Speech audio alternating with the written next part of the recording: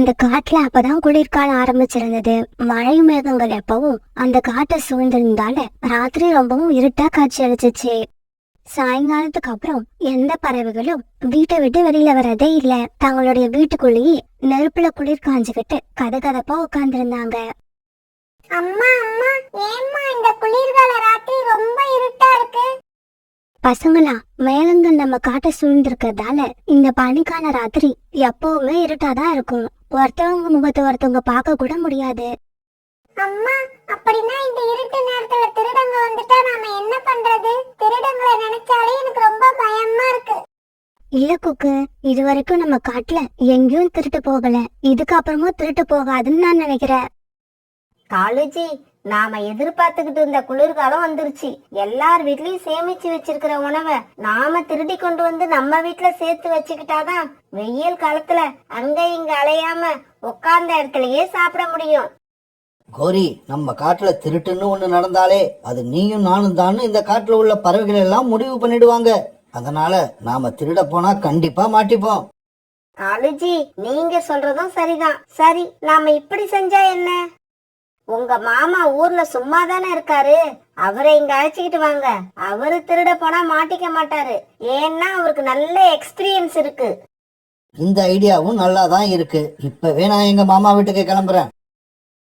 மாமா, இப்ப எங்க காட்டுல ராத்திரி நேரம் ரொம்பவும் இருட்டா இருக்கு. யாரையும் யாராலையும் பார்க்க கூட முடியாது. இப்ப நீங்க வந்து திருடினீங்கன்னா யாராலையும் உங்களை கண்டுபிடிக்க முடியாது. நீ சொல்றதெல்லாம் சரிதான். இப்படி நான் வந்து திருடணும்னா நான் திருடி எடுத்துக்கிட்டு வர பொருள்ல பாதியை எனக்கு கொடுக்கணும். எல்லாத்தையும் நீனும் உன் மனைவியும் சாப்பிட்டு காலி பண்ணிடக்கூடாது. மாமாஜி, உங்க கண்டிஷனுக்கு நான் ஒத்துக்கிறேன். நீங்க திருடி எடுத்துக்கிட்டு வர்றதுல பாதி எனக்கும் கோரிக்கும், மீதி பாதி உங்களுக்கு. சரி, நானும் இப்பவே உங்க வீட்டுக்கு கிளம்புறேன். ராத்திரி முழுக்க திருடிட்டு பகல்ல நல்லா படுத்து தூங்குவேன். அந்த சமயத்துல நீயும் உன் மனைவியும் பேசி என்னோட தூக்கத்தை டிஸ்டர்ப் பண்ண கூடாது. இத உன் மனைவி கிட்ட முக்கியமா சொல்லி வை. பிறகு காலுக்காக தன்னோட மாமாவை அழைச்சுக்கிட்டு தன்னோட வீட்டுக்கு வந்தது. கோரி, வர்ற வழியில காலு எனக்கு எதுவுமே சாப்பிட வாங்கி கொடுக்கல. மாமாஜி, உங்களுக்கு வாங்கி கொடுக்கற அளவுக்கு எங்க கிட்ட காசு இருந்தா நாங்க ஏன் திருட உங்களை அழைச்சிட்டு வரோம்? நீங்க திருடிட்டு வர பொருளை சாப்பிடலாம் தான் நாங்க 2 பேரும் காத்திருக்கிறோம். மாமாஜி, நீங்க திருட போற வீட்டுல மாட்டிக்கிட்டீங்கன்னா எங்க பேரை சொல்லிட மாட்டீங்களே? அது அந்த வீட்டுல நான் வாங்குற அடிய பொறுத்து தான் இருக்கு. சரி சரி, இன்னைக்கு ராத்திரி எந்த வீட்டுக்கு பிளான் பண்ணிருக்கீங்க? மாமா, இன்னைக்கு நம்மளோட முதல் திருட்டு. அதை நாம ரீட்டா கிளி வீட்டுல இருந்து ஆரம்பிப்போம். இது வரைக்கும் அங்க திருடி நாங்க மாட்டுனதே கிடையாது. ரொம்பவும் ராசியான வீடு. பிறகு ராத்திரி ஆச்சு.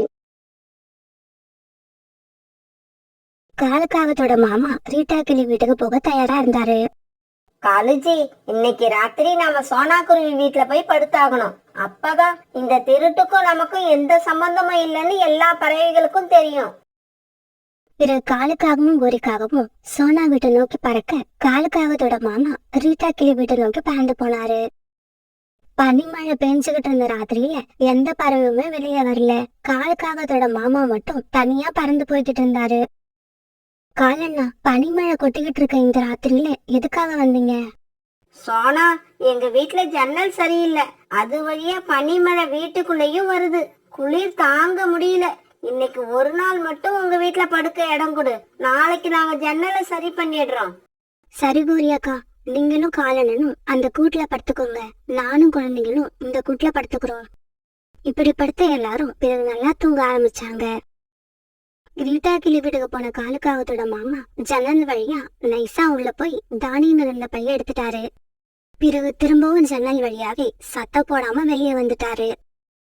திடீர்னு அந்த நேரத்துல ரீட்டா கிளிக்கு முழிப்பு வந்துருச்சு. ஜன்னல் வழியா யாரும் வெளியில போறத பாத்துருச்சு.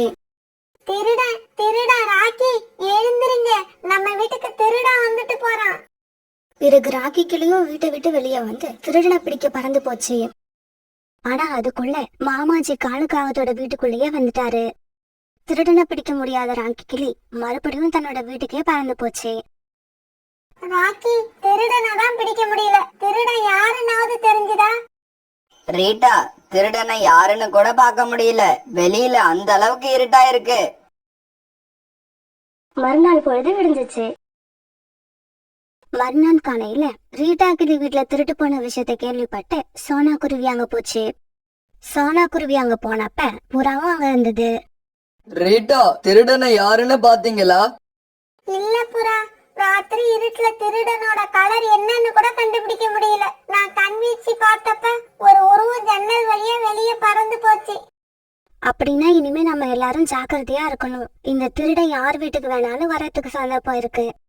எனக்கு என்னவோ இது காலுக்கோரி வேலையாதான் இருக்கும்னு நினைக்கிறேன்.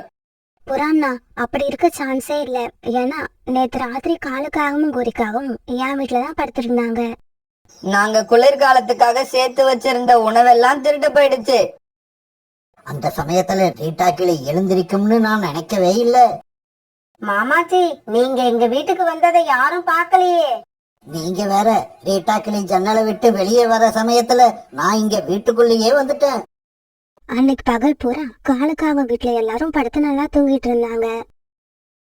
அன்னைக்கு வீட்டுக்கு வரப்ப புறா நிறைய இறால் மீன்களை வாங்கிட்டு வந்தது. ராணி, இன்னைக்கு எனக்கு இறால் பிரியாணி செஞ்சு வை. குளிர்காலத்துல எறா பிரியாணி சாப்பிட எனக்கு ரொம்ப பிடிக்கும். நான் பிரியாணி செய்யறதுக்கு எல்லாம் தயார் பண்ணி வைக்கிறேன். நீங்க சீக்கிரம் போய் பிரியாணி மசாலா 2 பாக்கெட் வாங்கிட்டு வாங்க. பிறகு புறா மசாலா பாக்கெட் வாங்க வெளியில பறந்து போச்சு. ராணி புறா வாங்கிட்டு வந்த இறால் மீன்களை கழுவ ஆரம்பிச்சது. புறா அப்ப ரொம்ப சந்தோஷமா இருந்தது. ஏன்னா இறால் பிரியாணிய சாப்பிடணுங்கிறது புறாவோட ரொம்ப நாள் ஆசை. பிறகு ராத்திரி ஆச்சு. ராணி புறா தயார் பண்ணின இறால் பிரியாணிய 2 பேரும் சாப்பிட்டாங்க. ராணி, பிரியாணி ரொம்பவும் சூப்பரா இருந்தது. நாம சாப்பிட்டது போக மீதி இன்னும் இருக்கா? கவலைப்படாதீங்க, மீதி இருந்த எறா பிரியாணிய பாத்திரத்துல மூடி வைக்கிறேன். நீங்க அத காலையில சாப்பிடலாம். இத கேட்ட உடனே புறாவுக்கு ரொம்ப சந்தோஷமாயிடுச்சு. பிறகு புறாவும் ராணி புறாவும் அப்படியே தங்களோட கூட்டுல படுத்து தூங்க ஆரம்பிச்சாங்க. மாமாஜி, எழுந்திரிங்க, ரொம்ப நேரம் ஆயிடுச்சு. காலு, இன்னைக்கு என்னோட ப்ரோக்ராம் எங்க? புறா வீடு. புறா வீட்டுலதான் மாமாஜி இன்னைக்கு உங்களோட ப்ரோக்ராம். பிறகு மாமாஜி புறா வீட்டை நோக்கி பறந்து போனாரு. அந்த காட்டுலயே இப்ப மாமாஜி மட்டும்தான் பறந்து போய்கிட்டு இருந்தாரு. எல்லா பறவைகளும் தங்களுடைய வீட்டுக்குள்ள தூங்கிட்டு இருந்தாங்க. இப்படி போன மாமாஜி புறாவோட வீட்டு ஜன்னல் வழியா உள்ள போனாரு. இப்படி போன மாமாஜி தானியங்கள் இருந்த பைய எடுத்துக்கிட்டு திரும்புறப்ப அடுப்புல இருந்த பாத்திரத்தை பாத்துட்டாரு. இந்த சட்டியில என்ன இருக்கும்? இந்த ரூமே வாசனையா இருக்கு. இப்படி யோசிச்ச மாமாஜி சட்டியை திறந்து உள்ள இருந்த இறால் பிரியாணியை சாப்பிட்டாரு. ஆசை அடக்க முடியாத மாமாஜி சட்டியில இருந்த எல்லா பிரியாணியும் காலி பண்ணிட்டாரு. என்ன ருசி, என்ன ருசி! இன்னைக்கு இப்படி நமக்கு ஒரு விருந்து கிடைக்கும்னு நான் நினைக்கவே இல்லை. இப்படி யோசிச்ச மாமாஜி பிறகு தானியங்கள் பைய தூக்கிக்கிட்டு காலுக்காகத்தோட வீட்டுக்கு வந்துட்டாரு. ராத்திரி போறா இறால் பிரியாணிய பத்தியே கனவு கண்டுகிட்டு இருந்த போறா காலையில எழுந்திரிச்ச உடனே காலி சட்டிய பார்த்துட்டு அதிர்ச்சி ஆயிடுச்சு. ராணி, சட்டியில இருந்த பிரியாணி எங்க? யார் சாப்பிட்டது? என்னங்க, பிரியாணி மட்டும் இல்ல, நாம சேமிச்சு வச்சிருந்த தானியங்களையும் காணோம். ராணி, அங்க பாரு, நம்ம வீட்டு ஜன்னலும் திறந்திருக்கு. இதுக்கப்புறம் நாம குளிர்காலம் முழுக்க உணவுக்கு என்ன பண்றது? மாமாச்சி, நீங்க வீட்லயே இருங்க. புறா வீடு வரைக்கும் போயிட்டு வந்துடுறோம். நாங்க வீட்லயே இருந்தா எல்லாருக்கும் எங்க மேல சந்தேகம் வரும். புறா, உன்னோட வீட்டுல திருடு போயிடுச்சுன்னு கேள்விப்பட்டேன். எனக்கு மனசே சரியில்லை. கோரி, அந்த திருடன் தானியங்களை மட்டும் எடுத்துக்கிட்ட போல வீட்டுல இருந்த இறால் பிரியாணியையும் சாப்பிட்டுட்டு போயிட்டான். மாமாச்சி, இந்த விஷயத்த நீங்க எங்க கிட்ட சொல்லவே இல்ல. நீங்க இவ்வளவு கேவலமா இருப்பீங்கன்னு நான் நினைக்கவே இல்லை. இங்க பாரு புறா, இதுக்காக தான் நாம வீட்டுல செய்யறத 4 நாளைக்கு வச்சு நாம மட்டுமே சாப்பிடணும்னு நினைக்க கூடாது. அக்கம் பக்கத்துல உள்ள எங்களை மாதிரி பறவைகளுக்கும் கொஞ்சம் கொடுக்கணும். பிறகு காலுக்காகவும் கோரிக்காகவும் புறா வீட்டுல இருந்து பறந்து போனாங்க. அம்மா, ஜன்னல் கதவுக்கு பக்கத்துல எதுக்கு அந்த பாத்திரத்தை வச்சிருக்கீங்க? குழந்தைங்களா, நேத்து ராத்திரி புறா அங்கிள் வீட்டுக்கும் திருட வந்துட்டான். என்னைக்கு வேணாலும் நம்ம வீட்டுக்கும் வரலாம். ஒரு கால் அப்படி வந்தா ஜன்னல் கதவை திறக்கிறப்ப பாத்திரம் கீழே வீர சத்தம் நமக்கு கேட்கும். நம்ம எழுந்திரிச்சு திருடனை பிடிச்சிடலாம். அம்மா சொன்னதை கேட்டுட்டு குழந்தைங்கள் 2 பேரும் சிரிச்சாங்க. சரி வாங்க, ரொம்ப நேரம் ஆயிடுச்சு, நம்ம படுத்து தூங்க ஆரம்பிப்போம். பிறகு 3 பேரும் தங்களோட கூட்டுல படுத்து தூங்க ஆரம்பிச்சாங்க. மாமாஜி, இன்னைக்கு உங்களோட டார்கெட் சோனா குருவி வீடு. மாமாஜி, எல்லார் வீட்ல இருந்து எடுத்துக்கிட்டு வந்த மாதிரி சோனா குருவி வீட்ல இருந்து தானியங்களை எடுத்துக்கிட்டு வந்துடாதீங்க. ஆமா, சோனா குருவி இனிப்பான பழங்களையும் நிறைய சேர்த்து வச்சிருக்கோம். எந்த மூட்டையில பழங்கள் இருக்குன்னு பார்த்து அந்த மூட்டையை தூக்கிக்கிட்டு வாங்க. பிறகு மாமாஜி சோனா குருவி வீட்டை நோக்கி பறந்து போனாரு. நல்லா இருட்டா இருந்ததால ஜன்னல் பக்கத்துல இருந்த பாத்திரத்தை கவனிக்காத மாமாஜி ஜன்னல் கதவை திறந்துகிட்டு உள்ள போக பாத்திரம் கீழே விழுந்துருச்சு. சத்தத்தை கேட்ட சோனா குருவி உடனே எழுந்திரிச்சு ஜன்னல் கதவை சாத்திடுச்சு. மாமாஜி வசமா உள்ள மாட்டிக்கிட்டாரு. திருடனை பார்த்து குக்குவும் பியூட்டியும் வேகமா கத்த ஆரம்பிச்சாங்க. மாமாஜி, நீங்க காலனோட மாமா தானே? ஆமா, நான் மாமாஜி தான். இருந்தாலும் நான் திருட வரல, வேற ஒரு வேலையா வந்தேன். என்ன வேலையா வந்தீங்க? புறா அங்கிள் வீட்ல இறால் பிரியாணி சாப்பிட்டீங்களே, அந்த மாதிரி சாப்பிடலாம்னு வந்தீங்களா? இல்ல சீதா ஆண்டி வீட்ல தானியங்கள் பைய தூக்கிட்டு போனீங்களே, அந்த மாதிரி தூக்கிட்டு போக வந்தீங்களா? குழந்தைகள் போட்ட சத்தத்தை கேட்ட ரீட்டா கிளி, புறா, ராட்டி கிளி எல்லாரும் அங்க வந்துட்டாங்க. காலுக்காகவும் கோரிக்காகவும் நல்லபடியா திருந்தி வாழ்ந்துகிட்டு இருக்க சமயத்துல நீங்க மட்டும் ஏன் மாமாஜி இன்னும் திருந்தாம இருக்கீங்க? இங்க பாரு புறா, என்ன 4 அடி அடிச்சா கூட வாங்கிப்பேன். ஆனா தயவு செய்து அந்த காலுக்காகத்தையும் கோரிக்காகத்தையும் பத்தி பெருமையா பேசாத. ஏன் பேசக்கூடாது? பேசுவோம். காலு, கோரி அவங்க 2 பேருமே இப்ப சொக்க தங்கமா மாறிட்டாங்க. இங்க பாருங்க, என்னை இங்க திருட அனுப்புனதே காலுவும் கோரியும் தான். நான் சொல்றதுல உங்களுக்கு சந்தேகமா இருந்தா திருட்டு போன எல்லா பொருளும் இப்ப காலு கோரி வீட்டுல தான் இருக்கும். வேணும்னா போய் பாருங்க. உடனே மாமாஜியை அழைச்சுக்கிட்டு எல்லாரும் காலுக்காக வீட்டுக்கு பறந்து போனாங்க. திருட்டு போன பொருட்களை காலுக்காகத்தோட வீட்டுல பார்த்த உடனே இவங்க 3 பேரையும் வரிசையா கட்டி போட்டாங்க. பிறகு எல்லா பறவையும் சேர்ந்து இவங்க 3 பேருக்கும் தருமாறி கொடுக்க ஆரம்பிச்சாங்க. இங்க பாருங்க, என்னதான் பிளான் பண்ணி திருட ஆரம்பிச்சாலும் கடவுள் அதை விட பக்காவா பிளான் பண்ணி உங்களை காட்டி கொடுத்துருவாரு. அதனால நேர்மையா வாழ கத்துக்கோங்க. சோனா குருவியோட குடும்பம் ரொம்பவும் ஏழை குடும்பம். சோனா குருவிக்கு 2 சின்ன குழந்தைகள் இருந்தாங்க. அப்புறம் சோனா குருவியோட கணவரானவுக்கு கொஞ்ச நாளா எந்த வேலையும் கிடைக்கவே இல்லை. அதனால அவங்க 2 பேரும் சாப்பாட்டுக்கே ரொம்பவும் கஷ்டப்பட ஆரம்பிச்சாங்க. குக்குவோட அப்பா, நாம இப்ப ஏதாவது செஞ்சு நம்ம குழந்தைங்களோட பசிய போக்கி ஆகணும். குழந்தைங்களோட முகத்தை பார்க்க ரொம்பவும் பாவமா இருக்கு. சோனா, எனக்கு என்ன செய்யறதுனே தெரியல. இந்த மாதிரி ஒரு கஷ்டமான சூழ்நிலை நமக்கு இது வரைக்கும் வந்ததே இல்ல. எவ்வளவு முயற்சி பண்ணியும் எனக்கு ஒரு நிலையான வேலை கிடைக்கவே மாட்டேங்குது. குக்குவோட அப்பா, உங்க அண்ணன் நல்ல வசதியா தான் இருக்காரு. தயவு செய்து அவர்கிட்ட போங்க. நம்ம நிலைமைய அவர்கிட்ட எடுத்து சொல்லி கொஞ்சம் பணம் வாங்கிட்டு வாங்க. சோனா, நீ சொல்ற மாதிரியே நான் செய்யறேன். ஆனா எனக்கு என்னவோ எங்க அண்ணன் பணம் கொடுக்க சம்மதிச்சாலும் அண்ணி அதை தடுத்துருவாங்கன்னு தோணுது. நான் இன்னைக்கு அவமானப்படணும்னு இருந்தா அதை யாராலையும் மாத்த முடியாது. இப்படி சொன்ன ராணா குருவி பிறகு அங்கிருந்து கிளம்பி தன்னோட அண்ணன் வீட்டை நோக்கி பறந்து போச்சு. இப்படி போன ராணா குருவி தன்னுடைய அண்ணன் வீட்டுக்கு போய் சேர்ந்துருச்சு. அவங்க வீட்டு வாச கதவை தட்டலான்னு நினைக்கிறப்ப வீட்டுக்குள்ள ராணா குருவியோட அண்ணி தன்னோட கணவர்கிட்ட பேசிக்கிட்டு இருப்பது காதுல விழுந்தது. இங்க பாருங்க, உங்க தம்பி ராணாவுக்கு எந்த வேலையும் கிடைக்காம அவங்க குடும்பம் ரொம்பவும் கஷ்டப்படுறாங்கன்னு கேள்விப்பட்டேன். அதனால பணம் கடனா கேட்டு நம்ம வீட்டுக்கு கண்டிப்பா வருவாங்க. ஒருவேளை அப்படி வந்துட்டாங்கன்னா நாங்களே ரொம்ப கஷ்டப்படுறோம்னு சொல்லி அவங்கள திருப்பி அனுப்பிடுங்க. ஏதாவது பணம் கொடுத்தீங்க அப்புறம் எனக்கு கெட்ட கோபம் வரும். இங்க பாரு அபி, இதெல்லாம் நீ சொல்லிதான் எனக்கு தெரியுமா? நாம ஒரு தடவை கொடுக்க ஆரம்பிச்சிட்டோம்னா அப்புறம் அடிக்கடி வந்து நம்மள தொல்லை பண்ணிக்கிட்டே இருப்பாங்க. அப்படி வந்தா அவங்கள எப்படி பேசி திருப்பி அனுப்பணும்னு எனக்கு தெரியும். என்கிட்ட இருந்து அவங்களால 1 ரூபாய கூட வாங்க முடியாது. தன்னோட அண்ணனும் அண்ணியும் இப்படி பேசிக்கிறத கேட்ட ராணா குருவி கதவு தட்டி அவங்க வீட்டுக்குள்ள போச்சு. அண்ணா, நீயும் அண்ணியும் பேசினதை எல்லாம் நான் இப்போ கேட்டுக்கிட்டு தான் இருந்தேன். நான் இது வரைக்கும் அண்ணி மட்டும்தான் இப்படின்னு நினைச்சேன். ஆனா நீயும் அப்படிதானே எனக்கு இப்ப நல்லா புரிஞ்சு போச்சு. தெரிஞ்சிருச்சுல்ல, அப்புறம் ஏன் வீட்டுக்குள்ள வந்த? வாசலோட திரும்பி போக வேண்டியது தானே. எதுக்காக உள்ள வந்து எங்க நேரத்தை வீணாக்குற? பிறகு ராணா குருவி எதுவுமே பேசாம அந்த இடத்தை விட்டு கிளம்பி தன்னோட வீட்டுக்கு பறந்து போச்சு. ராணா குருவி வீட்டுக்கு வந்ததை பார்த்த சோனா குருவி ரொம்பவும் ஆர்வமா பேச ஆரம்பிச்சது. குக்குவோட அப்பா, போன விஷயம் என்னாச்சு? உங்க அண்ணன் பணம் கொடுத்தாரா? சோனா, என் அண்ணனோட உண்மையான முகம் எனக்கு இன்னைக்கு தான் தெரிஞ்சது. அவ்வளவு தூரம் போய் அவங்க கிட்ட அவமானப்பட்டு வந்ததுதான் மிச்சம். இதுக்கப்புறம் எனக்கு அண்ணன் தம்பின்னு யாருமே கிடையாது. குக்குவோட அப்பா, என்னை மன்னிச்சிடுங்க. நான் தான் உங்களை வலுக்கட்டாயப்படுத்தி அனுப்பிவிட்டேன். நம்ம பட்னியா கடந்து உயிரை விட்டாலும் கவலை இல்லை. இதுக்கப்புறம் அவங்க வீட்டு வாசல் நம்ம என்னைக்குமே மிதிக்க கூடாது. இப்படி பேசிக்கிட்டு ராணா குருவும் சோனா குருவும் தங்களுடைய கஷ்டமான நிலைமை நினைச்சு இப்படியே அழுதுகிட்டு இருந்தாங்க. மறுநாள் வேலை தேடி போன ராணா குருவி சாயங்காலமா வீட்டுக்கு திரும்பிச்சு. குக்குவோட அப்பா, வேலை கிடைச்சதா? சோனா, எனக்கு ஜம்ஜமோட தோட்டத்துல வேலை கிடைச்சிருக்கு. ஆனா சம்பளம் தான் ரொம்பவும் குறைச்சலா இருக்கு. அதனாலதான் அந்த வேலைய பாப்போமா வேண்டாமான்னு யோசிச்சுக்கிட்டு இருக்கேன்.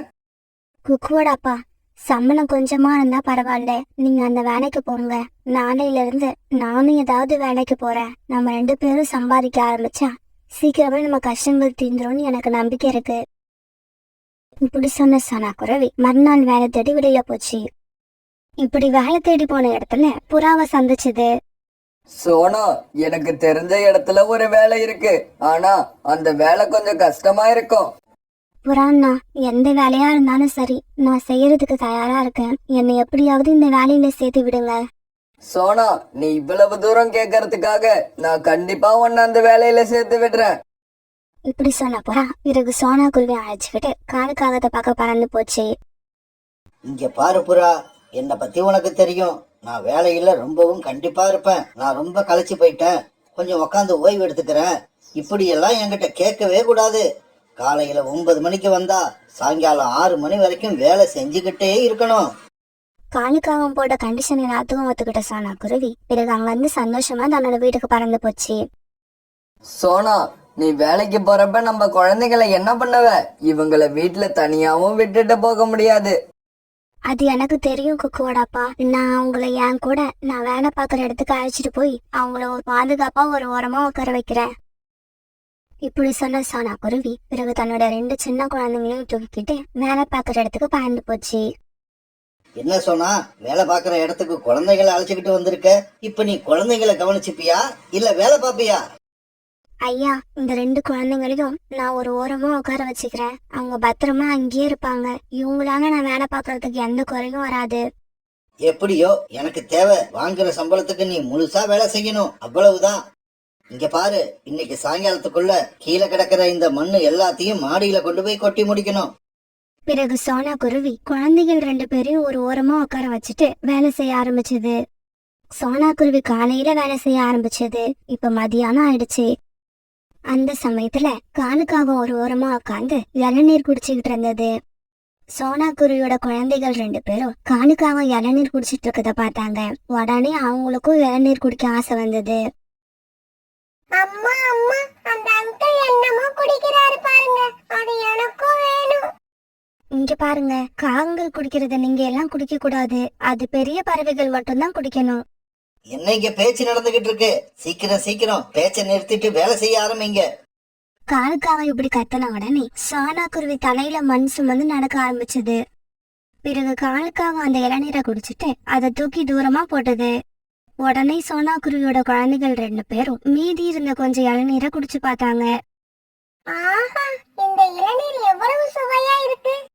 குக்கு, இத நம்ம வீட்டுக்கு எடுத்துக்கிட்டு போவோம். வீட்டுக்கு எடுத்துக்கிட்டு போய் இத குழி தோண்டி புதைச்சா இதுல இருந்து இதே மாதிரி நிறைய காய்கள் வரும்.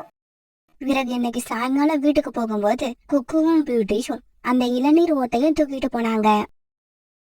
இங்க பாருங்க குழந்தைகளா, இத புதைச்சு வச்சா கண்டிப்பா தென்னை மரம் வராது. நீங்க அப்புறம் ஏமாந்துருவீங்க. இல்லம்மா, கண்டிப்பா தென்னை மரம் வரும். அதுல இந்த மாதிரி காய்கள் நிறைய காய்க்கும்.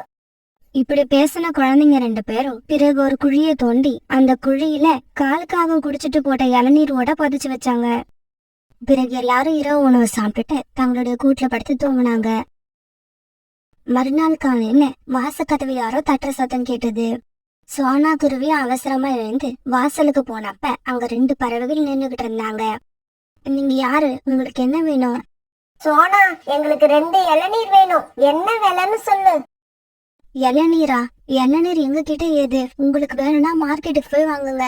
வேற எங்கேயும் உங்களுக்கு இளநீர் கிடைக்காது. என்ன சோனா, வீட்டு வாசல்ல மரத்தை வச்சுக்கிட்டு இப்படி பேசுற? பறவைகள் இப்படி சொன்னதுக்கு அப்புறம் தான் சோனா குருவி தன்னோட வீட்டு வாசல பார்த்தது. இப்படி பார்த்த சோனா குருவிக்கு அதிர்ச்சியில மயக்கமே வர மாதிரி ஆயிடுச்சு. குக்குவும் பியூட்டியும் நேத்து அந்த இளநீர் கூட புதைச்சு வச்ச இடத்துல இப்போ ஒரு பெரிய தென்னை மரம் வளர்ந்து வந்து அதுல நிறைய இளநீர் காய்ச்சி தொங்கிக்கிட்டு இருந்தது. உடனே சோனா குருவி எல்லாரையும் எழுப்பி வெளியில அழைச்சிட்டு வந்தது. இளநீரை பார்த்த குக்குவும் பியூட்டியும் சந்தோஷத்துல துள்ளி துள்ளி குதிச்சாங்க. உடனே பியூட்டியும் குக்குவும் தங்களோட ஆசை தீர இளநீரை வெட்டி வெட்டி குடிச்சாங்க. இங்க பாருங்க குழந்தைங்களா, நீங்க எவ்வளவு வேணாலும் இந்த மரத்துல உள்ள காய்களை பறிச்சுக்கிட்டே இருக்கலாம். அது ஒரு நாளும் குறையாது. நீங்க பறிக்க பறிக்க மறுபடியும் மறுபடியும் வந்துகிட்டே இருக்கும். உடனே சோனா குருவியும் ராணா குருவியும் வேலைக்கு போறதை விட்டுட்டு இளநீரை பறிச்சு கொண்டு போய் மார்க்கெட்ல விற்க ஆரம்பிச்சாங்க. இப்போ கொஞ்சம் கொஞ்சமா சோனா குருவி குடும்பத்துல இருந்த கஷ்டம் எல்லாம் போய் அவங்க இப்ப நல்ல நிலைமைக்கு வந்துட்டாங்க. சோனா குருவியோட குடும்பம் இப்ப ரொம்ப மகிழ்ச்சியாவும் சந்தோஷமாவும் இருந்தது. இப்படியே சில நாட்கள் நகர்ந்துச்சு. இந்த விஷயத்தை கேள்விப்பட்ட ராணா குருவியோட அண்ணனும் அண்ணியும் ஒரு நாள் ராத்திரி இளநீரை திருட்டுத்தனமா பறிக்கிறதுக்காக அந்த தென்னை மரத்துக்கிட்ட வந்தாங்க. அவங்களோட திருட்டு புத்திய புரிஞ்சுக்கிட்ட அந்த தென்னை மரம் அவங்க 2 பேரையும் அடி அடின்னு அடிச்சு தலைக்கீழா தொங்க விட்டுடுச்சு. விட்டுடு விட்டுடு தென்னை மரமே, எங்களை விட்டுடு. எங்களை விட்டுடு. அவங்க 2 பேரும் கத்தன சத்தத்தை கேட்டுட்டு ராணா குருவியும் சோனா குருவியும் கண் விழிச்சு வெளியில வந்தாங்க. ஆமா, நீங்க 2 பேரும் எதுக்காக இங்க வந்தீங்க? ராணா, சோனா, நீங்க 2 பேரும் எங்களை காப்பாத்துங்க. இந்த தென்னை மரம் காரணமே இல்லாம எங்களை அடிக்குது. குருவிகளே, இவங்க சொல்றத நம்பாதீங்க. இவங்க 2 பேரும் என்கிட்ட உள்ள இளநீர்களை திருடுறதுக்காக வந்திருக்காங்க. அதுக்காக தான் இவங்களுக்கு தண்டனை கொடுத்துக்கிட்டு இருக்கேன். இவங்க 2 பேருக்கும் நீங்க இப்படி நல்ல நிலைமையில இருக்கிறது பிடிக்கல. மறுபடியும் உங்களை பழையபடி ஏழையா மாத்துறதுக்கு முயற்சி பண்றாங்க. ராணா, எங்களை மன்னிச்சிடு. இந்த மரம் சொல்றது எல்லாம் உண்மைதான். நாங்க அந்த மாதிரி எண்ணத்துல தான் இங்க வந்தோம். இருந்தாலும் இதுக்கப்புறம் நாங்க இங்க வரவே மாட்டோம். எங்களை மன்னிச்சு விட்டுற சொல்லுங்க. எங்களை உயிரோட விட்டா போதும். என்ன சொன்னா பாத்துக்கிட்டு இருக்க? இதுக்கப்புறம் நாங்க சத்தியமா உங்க விஷயத்துல தலையிடவே மாட்டோம். இந்த ஒரு தடவை மட்டும் எங்களை மன்னிச்சு விட்டுட சொல்லு. பிறகு சோனா குருவிக்கு அவங்க 2 பேரையும் பார்க்க பாவமா இருந்ததால அவங்கள மன்னிச்சு விட சொல்லுச்சு. இங்க பாருங்க, நீங்க 2 பேரும் மறுபடியும் ஏதாவது கெட்ட எண்ணத்தோட இங்க வந்தீங்கன்னா யாரு சொன்னாலும் கேட்க மாட்டேன். உங்களை அடிச்சு கொன்னுடுவேன். ராணா, சோனா, எங்களோட உயிரை காப்பாத்துனதுக்கு உங்க 2 பேருக்கும் ரொம்ப நன்றி. ராணா, எங்க உயிரை காப்பாத்தின உங்க 2 பேருக்கும் ரொம்ப நன்றி. இப்படி சொல்லிட்டு ராணா குருவியோட அண்ணன் அண்ணி 2 பேரும் அங்க இருந்து பறந்து போனாங்க. பிறகு ராணா குருவியோட குடும்பம் அந்த காட்டுல ரொம்ப வருஷங்களுக்கு மகிழ்ச்சியாவும் சந்தோஷமாவும் வாழ்ந்து வந்தது.